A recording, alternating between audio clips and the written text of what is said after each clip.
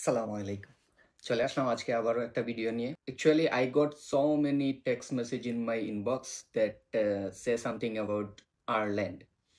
So everyone wants to know about Ireland's student visa. So আজকে আমি আয়ারল্যান্ডের student visa নিয়েই মূলত কথা বলবো। আয়ারল্যান্ড মেইনলি সব ধরনের স্টুডেন্ট ভিসাই অফার করতেছে, bachelors, masters, PhD. There are so many categories in university based. What you have to do, প্রথমেই আপনাকে যেটা করতে হবে, আপনাকে আপনার প্রোফাইল অনুযায়ী একটা ইউনিভার্সিটি চুজ করতে হবে।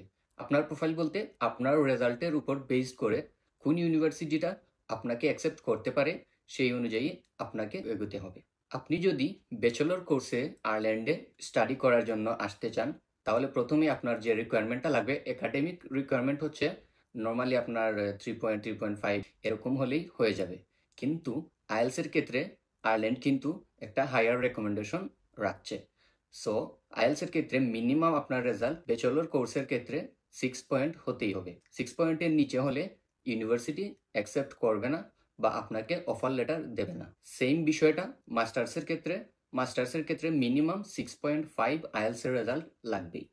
সো আপনার যদি 6 অথবা 6.5 উপরের রেজাল্ট থাকে, তাহলে আপনি অবশ্যই আয়ারল্যান্ডের জন্য ভিসা অ্যাপ্লিকেশন করতে পারবেন। এখন আপনারা বলতে পারেন যে বাংলাদেশে তো আয়ারল্যান্ডের কোনো দূতাবাস নাই, বা আয়ারল্যান্ডে বাংলাদেশের কোনো দূতাবাস নাই, তাহলে কিভাবে করা যায়? মেইনলি হচ্ছে ভিসা অ্যাপ্লিকেশনের জন্য নিউ দিল্লি থেকে আপনার ভিসা সাবমিশন করতে হবে। বাংলাদেশে অনেকগুলো এজেন্সি আছে যারা এইগুলা করে দিবে, আপনাকে ইন্ডিয়া যেতে হবে না। আপনি আসলে আপনার রেজাল্ট বেসড অনুযায়ী একটা ইউনিভার্সিটি চুজ করবেন। সো এই গেল হচ্ছে বেসিকগুলা।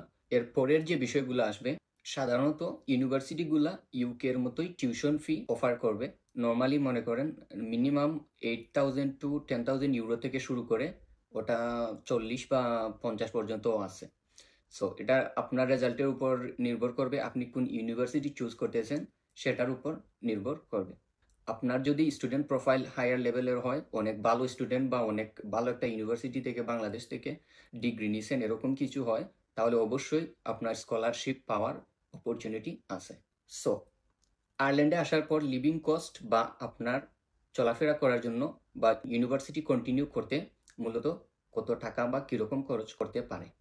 আপনি যদি স্টুডেন্ট ছাত্রাবাস যেগুলো আছে ইউনিভার্সিটিগুলোতে থাকার জন্য, স্টুডেন্টের যে জায়গাগুলো আছে ওইখানে যদি রুম শেয়ার করে থাকেন, তাহলে কিন্তু কম টাকায় আপনি এই দেশে থাকতে পারবেন। কিন্তু আপনি যদি চান একটা লাক্সারিয়াস রুম নিয়ে বা একা একটা রুম নিয়ে থাকবেন, তাহলে সেক্ষেত্রে অনেক টাকা আপনার খরচ হবে। আপনি যদি ইউনিভার্সিটির ছাত্রাবাসে থাকেন এবং সীমিত খরচের মধ্যে থাকতে চান, সেক্ষেত্রে আপনার খরচ মান্থলি আসতে পারে মিনিমাম 700 to 800 ইউরোজ।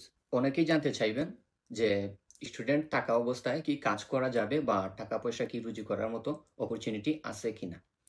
সো এখানে হচ্ছে যে ইউরোপের সব দেশের মতোই এই দেশেরও এই সিস্টেমটা আছে। স্টুডেন্টশিপ থাকা অবস্থায় 20 ঘন্টা করে আপনি লিগেলি কাজ করতে পারবেন। সো 20 ঘন্টা করে আপনি যদি লিগেলি কাজ করেন, বর্তমানে এখানে মিনিমাম মিনিমাম ওয়েজেস হচ্ছে নিয়ারলি 13 ইউরোজ। আপনি যদি ভালো একটা কাজ পেয়ে যান, সেই অনুযায়ী যদি ডেডিকেশন দিয়ে কাজ করেন, তাহলে লেখাপড়ার পাশাপাশি হচ্ছে আপনি নিজের টাকাটাও সেভ করতে পারবেন। ফ্যামিলিকে হয়তো প্রথম দিকে আপনি সাপোর্ট করতে পারবেন না, কিন্তু নিজের জীবন এখানে চালিয়ে নিতে পারবেন। আরেকটা ইম্পর্টেন্ট বিষয় হচ্ছে, আপনারা এটা জানতে চাইবেন যে ডিপেন্ডেন্ট অ্যালাউড আছে কিনা। এখানে হচ্ছে সবচাইতে বড় যেটা বিষয়, আয়ারল্যান্ড আসলে স্টুডেন্টের সাথে কোনো ধরনের ডিপেন্ডেন্ট অ্যালাউ করবে না। এই ইউনিভার্সিটিগুলো কোনো ধরনের ডিপেন্ডেন্ট সহ কোনো অফার লেটার আপনাকে দিবে না।